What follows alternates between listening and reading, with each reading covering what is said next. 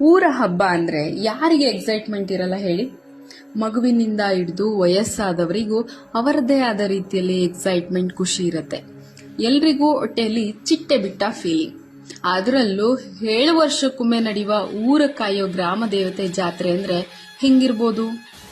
ಒಂದು ವರ್ಷದಿಂದಾನೇ ಮುಂದಿನ ವರ್ಷ ನಮ್ಮೂರ ಜಾತ್ರೆ, ಮುಂದಿನ ವರ್ಷ ನಮ್ಮೂರ ಜಾತ್ರೆ ಅಂತ ಎಲ್ಲರ ಬಾಯಲ್ಲೂ ಅದೇ ಮಾತು. ಎಲ್ಲಿ ಅಂತೀರಾ? ನಮ್ಮೂರು ಕಣ್ರಿ, ಚಿತ್ತಪುರಲ್ಲಿ.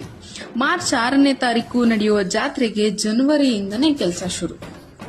ಮನೆ ರಿಪೇರಿ, ಪೇಂಟಿಂಗ್, ಹೊಸ ಹೊಸ ವಸ್ತುಗಳ ಪರ್ಚೇಸಿಂಗ್, ಮನೆಯವರಿಗೆಲ್ಲ ಬಟ್ಟೆಗಳ ಶಾಪಿಂಗ್, ಏನ್ ಸ್ವೀಟ್ ಮಾಡಿಸೋದು, ಏನ್ ಅಡುಗೆ ಮಾಡಿಸೋದು, ಅವ್ರನ್ನ ಕರಿಬೇಕು, ಇವ್ರನ್ನ ಮಿಸ್ಸೇ ಮಾಡಬಾರ್ದು.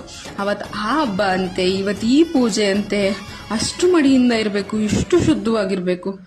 ಯಪ್ಪ, ಜಾತ್ರೆ ಅಂದ್ರೆ ಹೀಗೆ ಅಲ್ವಾ? ಮೈಸೂರಿನ ಅಧೀನದಲ್ಲಿದ್ದ ನಮ್ಮ ಊರಿನಿಂದ